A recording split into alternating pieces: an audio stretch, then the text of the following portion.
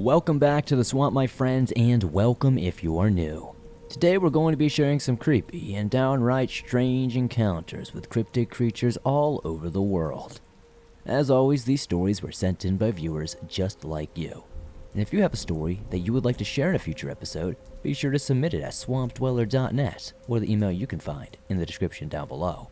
I would love to share your story with everyone here in the swamp. Now, without further ado, let's jump right into these creepy and downright strange cryptid encounter horror stories that'll freak you out tonight.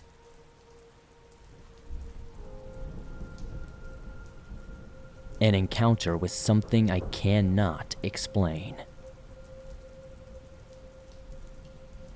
About 4 to 5 years ago, I encountered something that inspired my creations. It was late at night, around 8 to 9 p.m. I was out on a walk to a nearby church. I live in a very rural area of Georgia. When I got to the church, I sat on the stairs leading to one of the main entrances. It was eerily silent, with no sound around at all. I glanced towards the graveyard and noticed something behind a small, slender tree. The figure stood about 7.5 feet tall. The church was dark, and the only light that was coming through was from a tall lamppost about 50 feet away. The figure was pitch black and stood out against the darkness. It had a humanoid appearance but no visible features.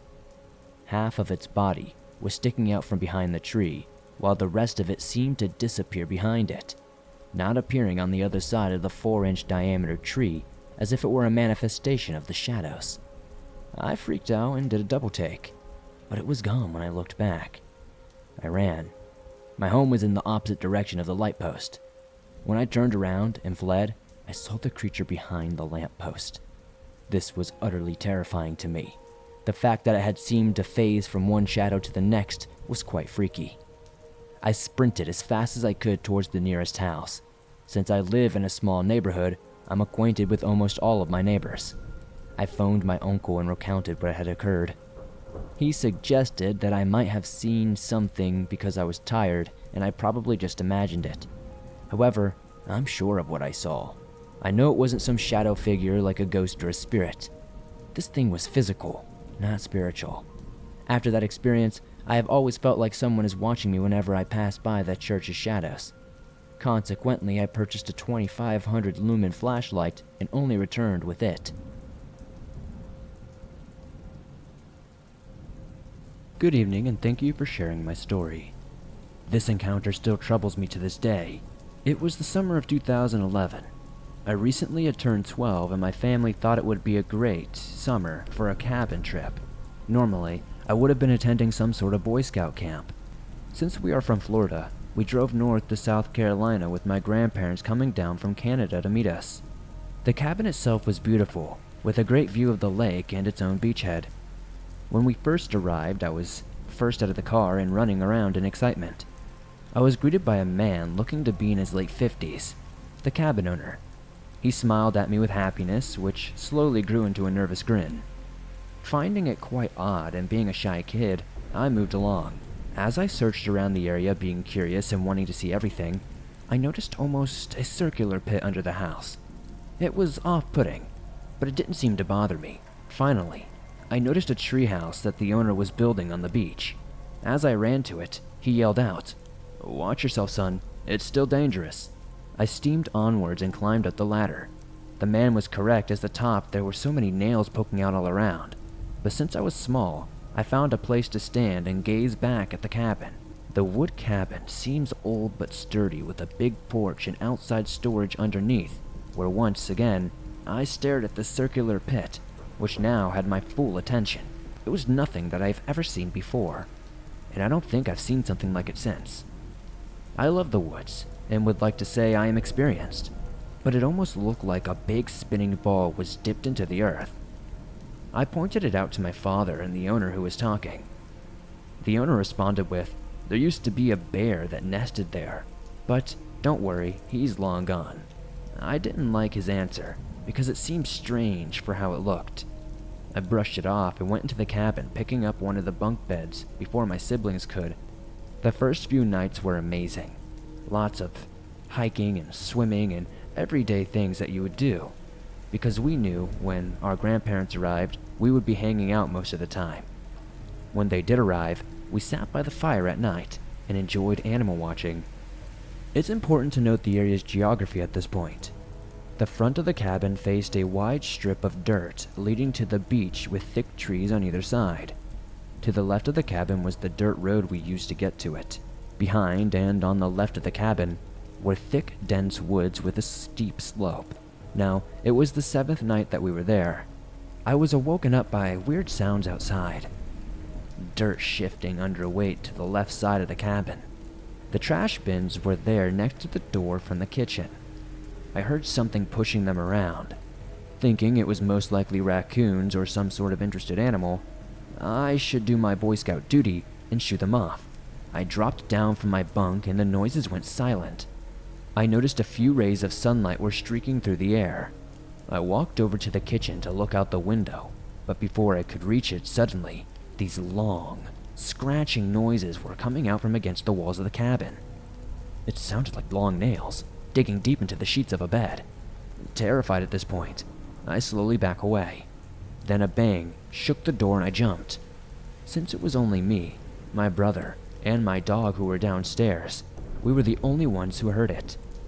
Instantly, my dog sprinted to the door barking and growling viciously like he was about to fight to the death. This woke up my brother, who panicked and grabbed me and pulled out his hunting knife. He looked down at me with reassurance and told me to get to my parents' room. He then pushed me upwards towards the stairs and ran to the door and opened it. He then went away with my dog, the barks and running getting distance as I ran upstairs, and I woke up my father. He ran out into the forest with his Colt 45.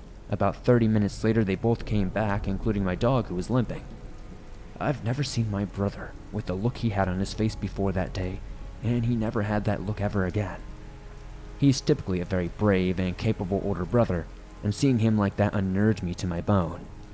He was an Eagle Scout, and I was a Boy Scout. We had been in the woods, and we weren't really scared to get dirty. My dog had a stick through his front left leg, but he's a good strong boy and took it like a champ. My mother and grandmother quickly drove our animal over to the local vet. While they were gone, my father, grandfather, and oldest second brother and I looked around the cabin for evidence of this strange event. I was still incredibly nervous, so I kept close to the cabin and my father. The trash bins had gashed holes in them, almost like they had been punched open, and the wall above had deep claw marks in it, which, standing from the level of the trash bins, was about 6 feet into the air. That's when I noticed a smell. An odd smell that wasn't coming from the trash cans. I slowly crouched down between peering underneath the cabin and where this strange pit was. There was a dead fox, shredded into literal pieces.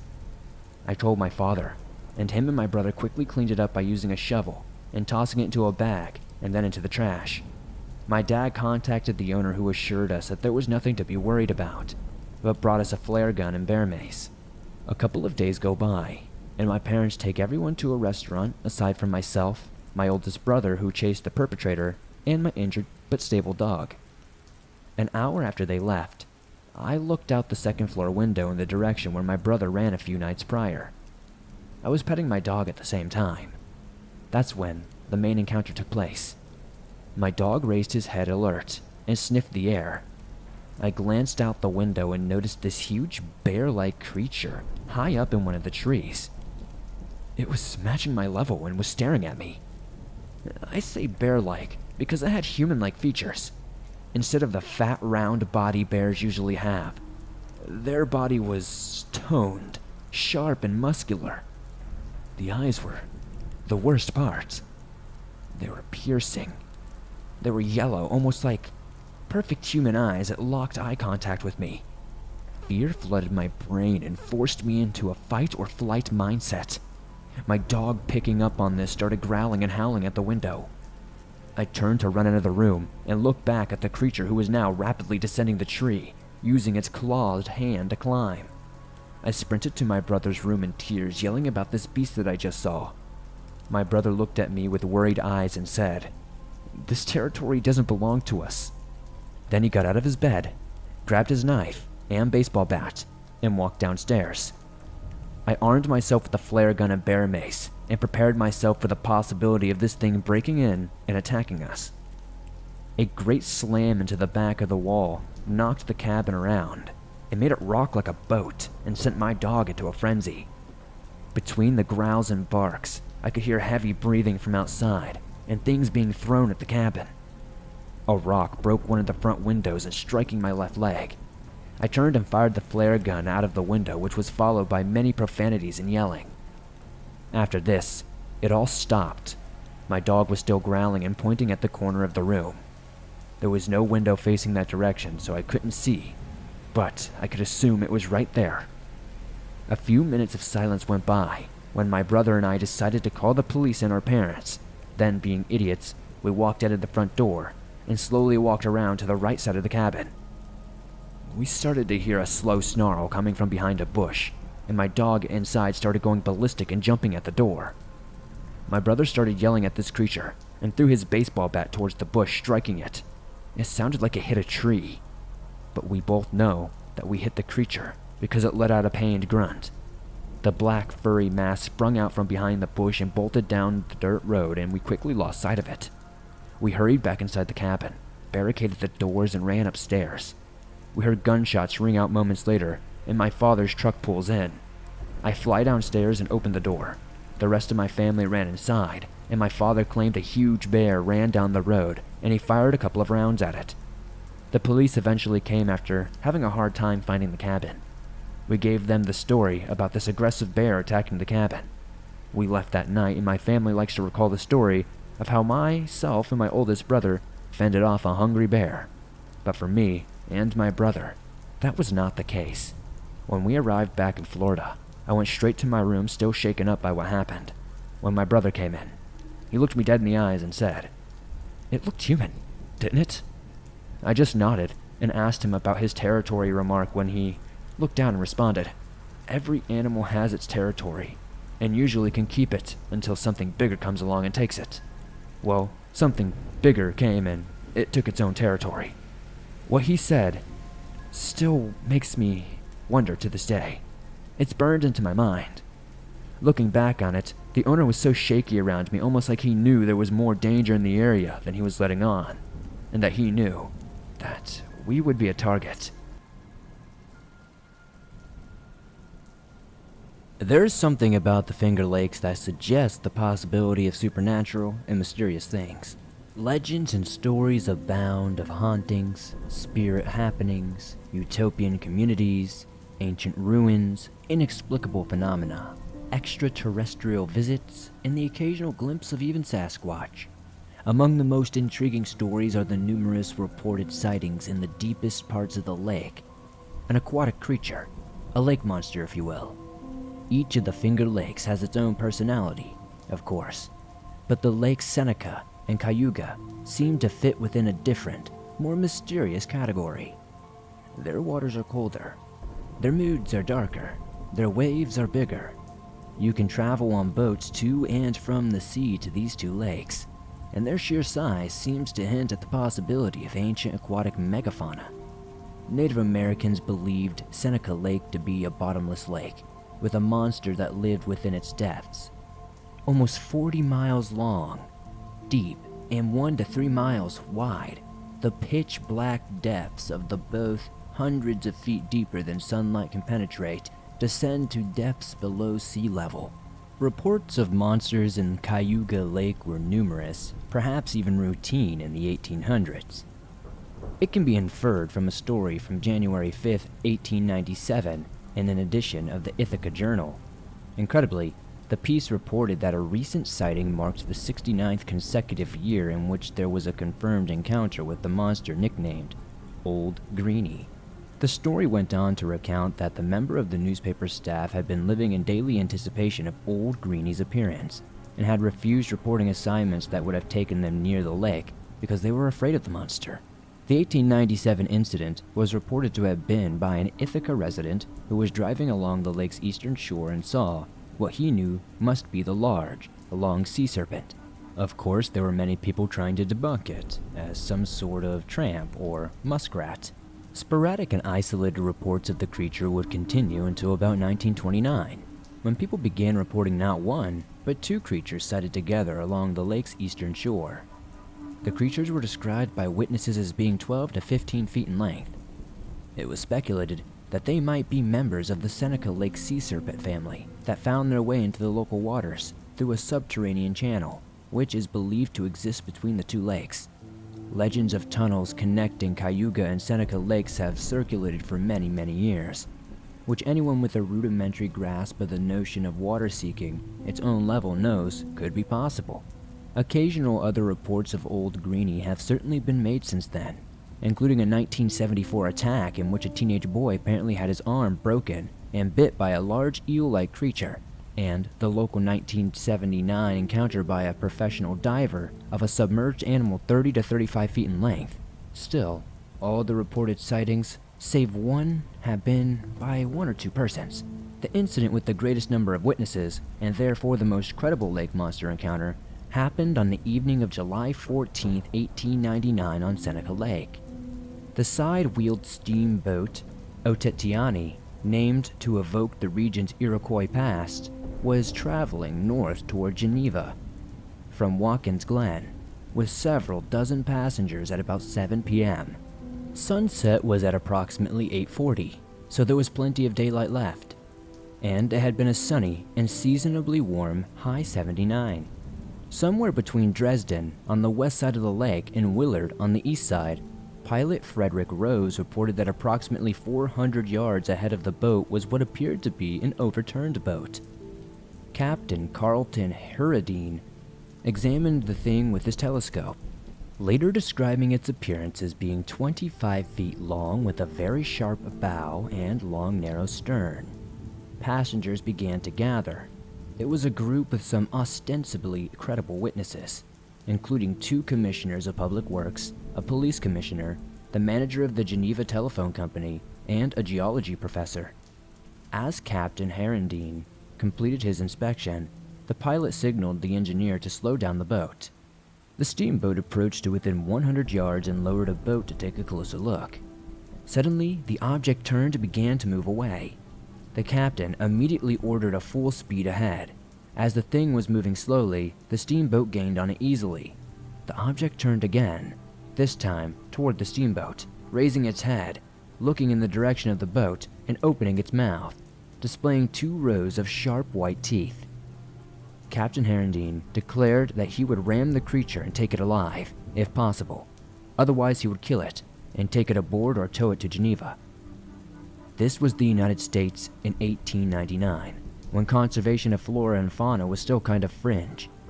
Out west, the bison population, perhaps 10 million in 1850, had been reduced to fewer than 1,000.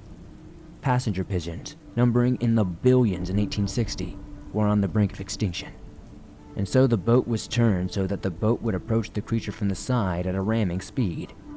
The deck of the steamboat was crowded with passengers who were ordered by the captain to put on life preservers. According to the Geneva Gazette, every eye on deck was fixed on the monster and hardly a person was breathing normally.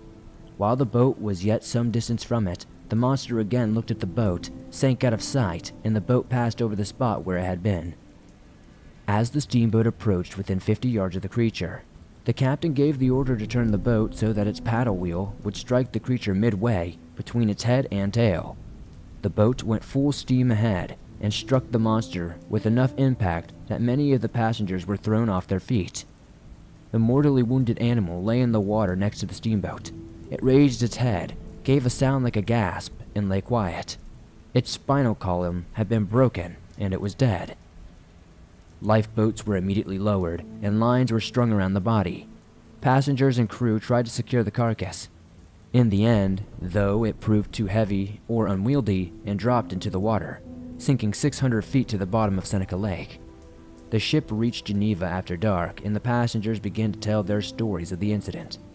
While all agreed that a monster had been seen, different versions of the length of the monster from 25 feet to as much as 90 feet strained the credibility of the accounts.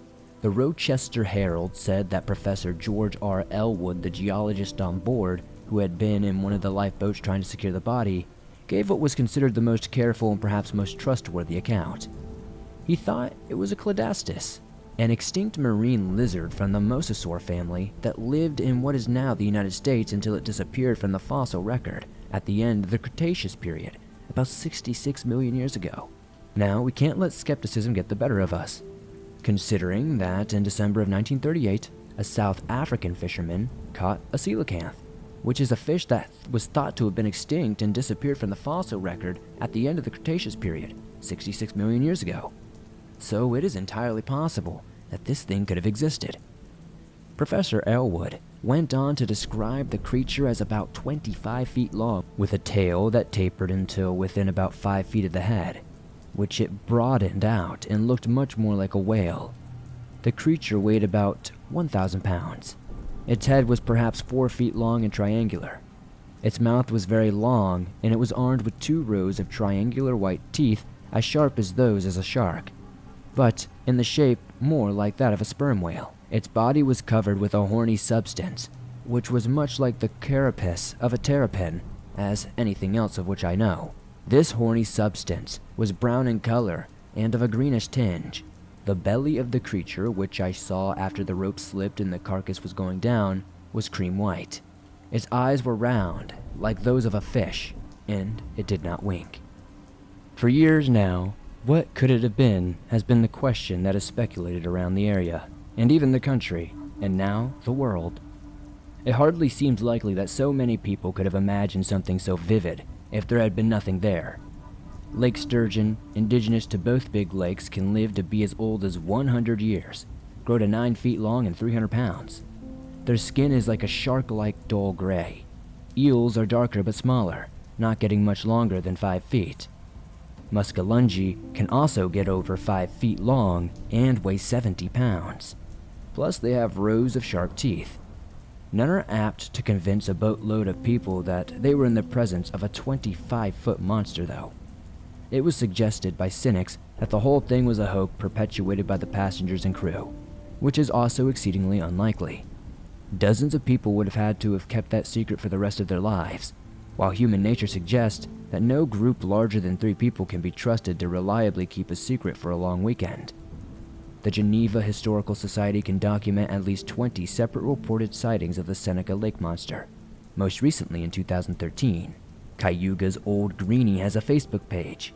Clearly, the idea that big lakes harbor mysteries beyond our knowledge is one that is held stubborn and collective in our imagination. It's part of the charm of living in small towns, I would say, especially lake towns.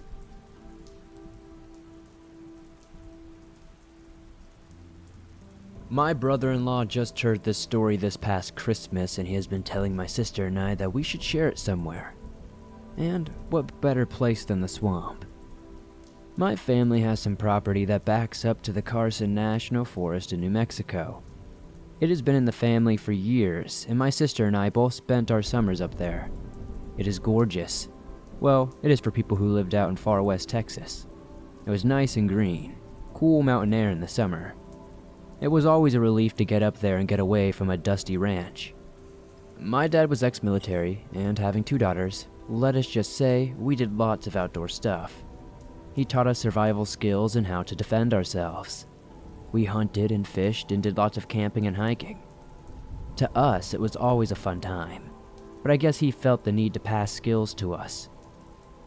We spent several weeks in the summer up there hiking with him and exploring the old cabins, mining communities, and checking out the big ditch project that was built for the Red River back in the late 1800s. I think that's the right date or something, but I am unsure. Anyways, it is a great place to hike with some beautiful high mountain lakes, streams, lots of wildlife, etc. This happened when I was in college, and my younger sister was still in high school. My dad was still at home, having to work, and would come up every few weeks to spend time with us. We were up there with our mom, and she mainly spent time in town or around the property painting. We spent our time on the jeep trails, or hiking, or sleeping. It was late June, maybe early July, and we had decided that we were going to hike up to the Lost Lake. It is one of my favorite lakes up there, because if you look at it from a certain angle, it looks like a heart. We set off in the morning, and we were prepared. We both had a small pack, our water, some snacks, and we both had a small hammock we planned to set up once we got to the lake, so we can enjoy the area for a while. I will admit to being an outdoor type, and I swear, when it's quiet enough, you can even hear the trees talking. We also always carry a knife when we hiked. My dad always insisted we have something, just in case an accident happened, or we just needed it. The hike was going well. Since the summer cabin is far up the valley, we just set out on a foot to the trailhead. To get to Lost Lake, you take another trail that goes up to Middle Fork Lake. Then you break off that trail for Lost Lake. We run into a few other hikers, but they are going to Middle Fork Lake, and we were pleased because it would look like we would have the lake to ourselves. It is a good hike with some long switchbacks at the end, but totally worth it because the lake is just beautiful and an emerald green color. We finally arrived and saw that we did have the lake to ourselves. We hiked around the lake and decided to hike back a bit to find a good spot to set up our hammocks. We walked into the tree line, and the first thing my sister did was say, "Do you smell that?" And indeed I did. It was a dead animal for sure, with the strong scent of blood. We had both done lots of hunting and we knew the smell pretty well, and that is when I saw it. It was a deer carcass, but what was around it is what disgusted me. Placed around the deer carcass in a circle were its organs, entrails, etc. But it was not like it was being cleaned. It was like they were placed there in certain arrangements, with just piles of rocks in between everything, like small little statues almost. Now I know how some people get disgusting with their kills, and I've had some guys try to gross me out, but I do not fall for crap like that. But this made me uneasy. It was just not being cleaned. It was like it was set up in a certain meaning, or maybe it had a meaning all its own. I stepped back from this weird circle, and when my sister starts to say my name, but stops, because then we see the guy who had done this, and he looks like he climbed out from inside the deer, because he is covered in blood and does not have much clothing on. At first, I thought he did not have anything on, but honestly, I did not try to check him out much. He was standing back away from his gruesome little circle, just standing close to a group of trees that were close together. He was maybe 20 feet or so from us. I think he was maybe trying to hide? Not for sure, but my dad had always taught us that if we ever found ourselves in a situation where we did not feel we were in control, to do everything in our power to take control of the situation. Do something that is going to take the other person by surprise. Do not do something they would expect you to do. So, this was raging through my brain, and I could also tell my sister was about to freak the heck out. So I stepped up and yelled, "Hey, fairly good kill you got there. Did you use a bow?" The guy just stood there, his eyes all crazy wide like he was stoked out of his brain on planet Pluto or something. So, I'm thinking, great. We ran into a guy getting his hunt on, and he had lost it, and now he's getting blood crazy with his deer. He was staring me down, and I was staring right back, and my sister was getting ready to run. I still don't know what came over me, but I then put my hand on my knife that I kept on my waist just to show him that I was not completely helpless. I do not know why I did it, but something told me to let him know I was not going to back down or be afraid. I kept eye contact with him, and I would guess he was maybe in his early 30s, but I am bad at guessing people's ages. He was pretty dirty though. You could tell that even with all the blood he had everywhere, he had not showered in quite some time. I start to back off and my sister had moved behind me, so I spoke again and said, "So, I hope you have a great hunting day." Again, the crazy guy didn't say a thing, just stood there like a statue or something, or like he thought I couldn't see him if he didn't move or make any sound. We moved back to the lakeside again and booked it around the lake. My sister stayed up front, and she was shaking bad. I was mainly angry at first because if he wanted to get all crazy in the woods with this deer, then he should have gone further back up into the forest. We get back to the trailhead and stopped to get our bearing and looked at each other. I was scanning the forest line to make sure we were not being followed, and my sister was just in shock. We started down the trail pretty fast, and I was hoping I could keep my sister together until we could at least reach the Middle Fork Lake Trail, or that we would even run into some more hikers. But the odds were not good on this trail because you must get an early start on Lost Lake Trail, and by now it was late morning and early afternoon. We were making good time and had not discussed what we saw, just started hiking back down. I started to get that feeling when you just know you're not alone. I kept checking, but I did not see a single thing, or even hear anything at first. My sister refused to look back and just kept going, but I felt like I had to keep checking to make sure that idiot was not following us. That is when the first stuff came flying at us. It was like small pebbles, but it really made me angry because it was obvious somebody was throwing them at us, and it could have only been him. My sister was almost running at this point, but I am a mouthy smart aleck. I blame the Texas upbringing, and darn it, this was my forest. I had grown up here, and these were my lakes, my trails, and I was not about to let some crazy dude ruin it for me. I started yelling back that he needed to go back to his deer and leave us alone. At this point, my sister is telling me to shut up and just come on, and I am thinking, no way, this guy is just trying to scare us. The pebbles stopped, and then we started hearing barking and growling noises. My sister said, "Now he's growling at us?" And I just told her to get on down the trail and ignore it. He was behind us pretty much the whole way, growling and making these barking noises occasionally, but I never caught a glimpse of him. Once we got close enough to where the trail joined with the Middle Fork Trail, he seemed to back off. I never caught sight of him from behind us, but I could hear him, and I just knew he was there. We started down the rest of the trail. My sister refused to stop or look behind her, so I kept checking every so often. I did not see anything or hear anything. We started to discuss what had happened, and she felt like he was a very sinister and not good guy. She had felt like we had been in a very dangerous situation, and I felt like he was just getting kicks out of scaring two girls. I mean, he had to have heard us coming around the lake. We weren't being quiet. It was the opposite because there are black bears up there and we would always be pretty loud while hiking. Hoping to scare off any bear in the area, really, so we wouldn't come up on one. To this day, she still thinks he was sinister, and I still think he was just trying to scare two girls and was getting his kicks out of it. We told our parents, and my dad did not like what he heard at all. He did teach us some more up-close defense skills after that day, and forbid us from ever hiking alone or just the two of us again. We did not hike up that trail for several years.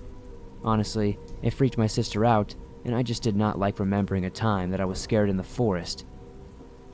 I didn't know it at the time, but after we had gotten back to the house and told my mom, she had called some neighbors and a few of the men hiked up there the next day to check things out. They did find the deer carcass and some empty hiking packs. They also found a rustic campsite further back in the woods that had been cleared out as well. They found some empty hiking packs as well that day hikers use. It's not that creepy, I guess, but pretty strange nonetheless.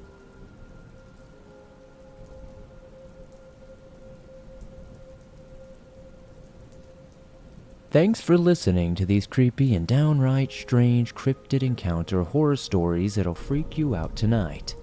As always, if you enjoyed these stories, please be sure to elbow that like button in the face. The more likes this episode gets, the more YouTube pushes it to fresh new eyes.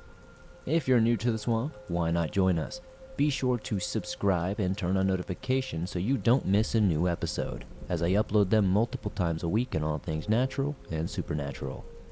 If you have a story that you would like to share in a future episode, be sure to submit your story at swampdweller.net or the email you can find in the description down below. I would love to share your story with everyone here in the swamp. The stories like yours help keep this show going on a daily basis. If you're on the go but don't have YouTube Premium but still want to download and listen to your favorite Swamp Dweller scary stories no matter where you are, you can download them absolutely free from Spotify, Apple Podcast, Google Podcast, and pretty much everywhere else you find podcasts online. Thank you guys so much for supporting the swamp the way you do. I'll see you guys soon with another creepy episode.